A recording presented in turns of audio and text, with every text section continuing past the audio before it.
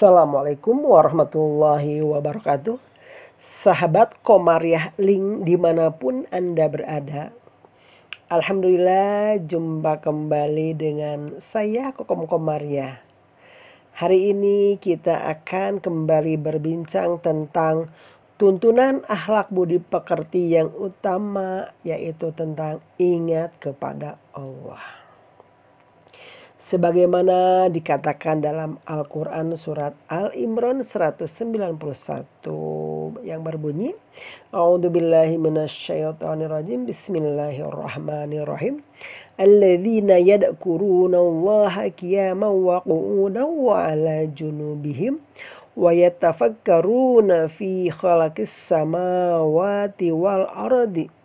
Rabbana ma khalaqta hada batila subhanaka fakina adzabannar.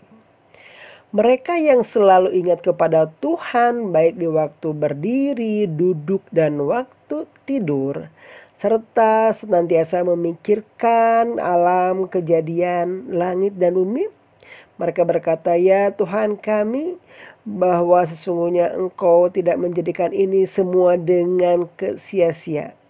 Maka sucikanlah kami, peliharalah diri kami dari api neraka.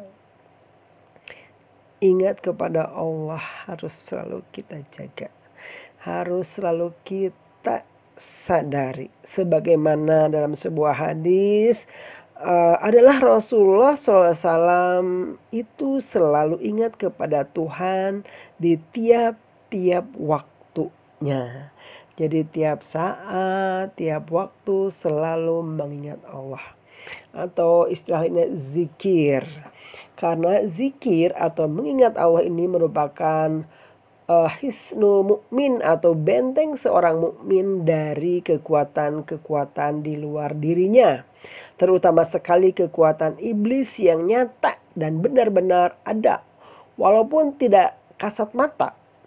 Orang yang banyak berzikir atau mengingat Allah akan diingat oleh Allah dan semakin dekat dengannya sehingga akan mendapat perlindungannya. Abu Hurairah pernah meriwayatkan dalam sebuah hadis qudsi yang menyebutkan, aku berada dalam prasangka hambaku dan aku selalu bersamanya. Jika ia mengingatku dalam dirinya, aku mengingatkannya dalam diriku. Jika ia mengingatku dalam perkumpulan, aku mengingatnya dalam perkumpulan yang lebih baik daripada mereka. Jika ia mendekatkan diri kepadaku sejengkal, aku mendekatkan diri kepadanya sehasta.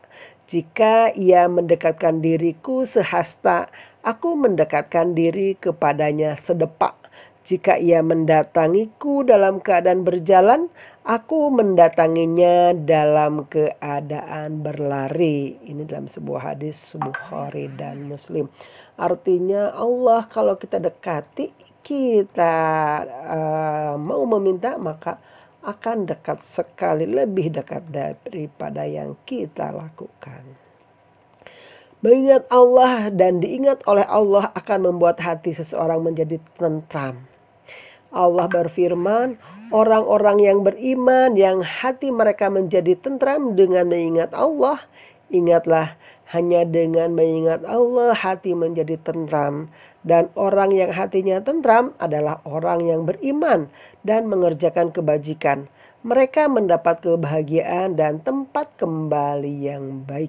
Itu dalam Al-Ra'd ayat 28 dan 29. Ayat itu menggambarkan kepada kita bahwa hakikat zikrullah atau mengingat Allah bukan hanya menyebut nama Allah di lisan, melainkan juga harus diikuti dengan keimanan dan amal soleh.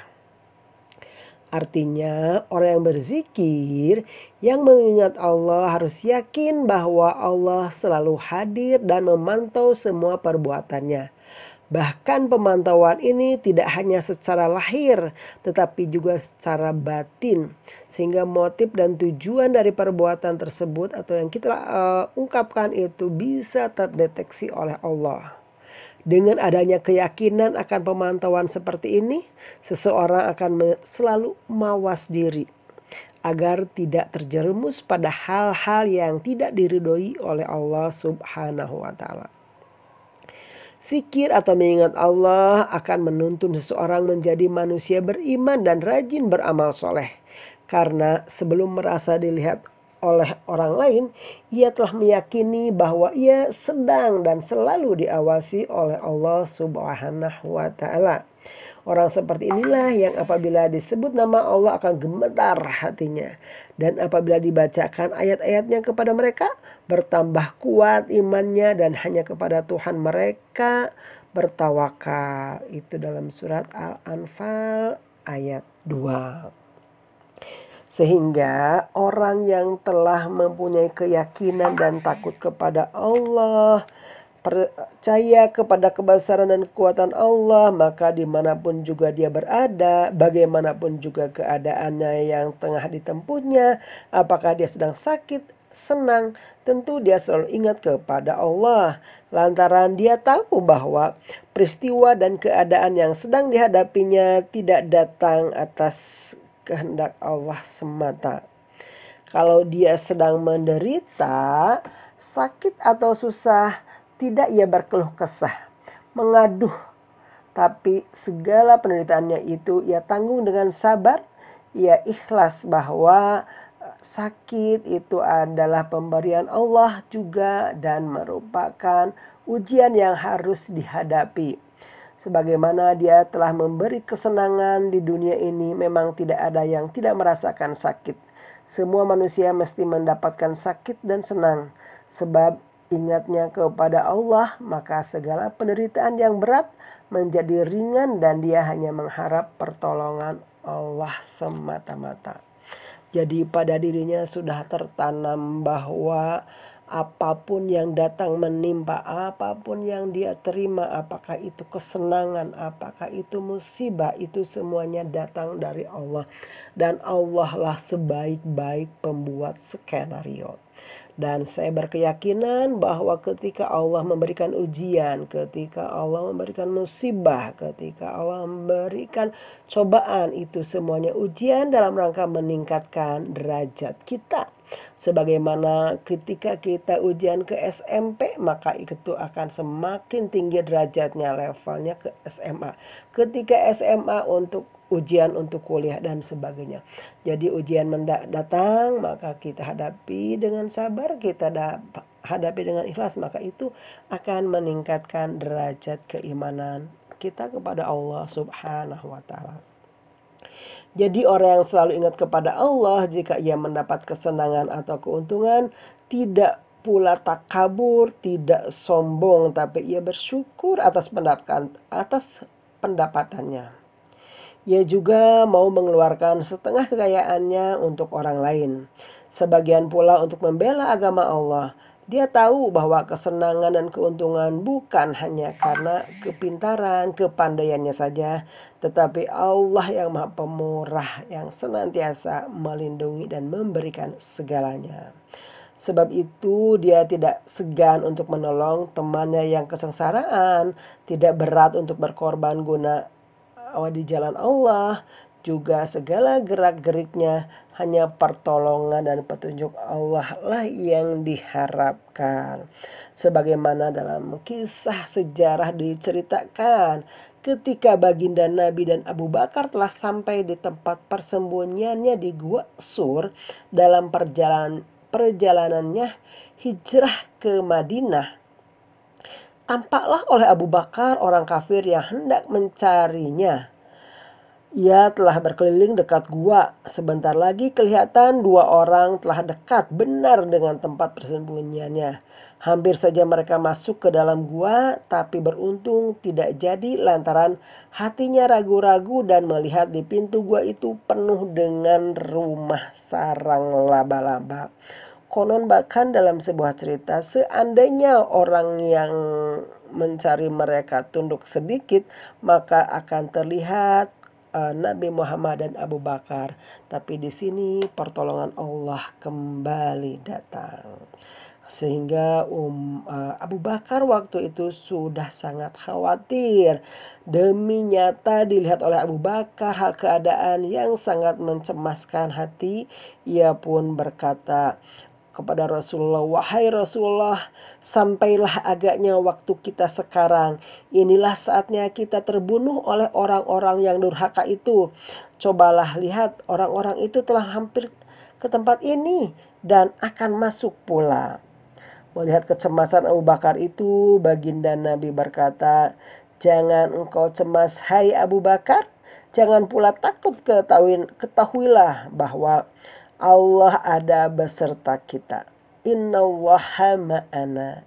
Dialah yang akan menolong kita dan dia pula yang akan membinasakan orang-orang yang durhaka itu."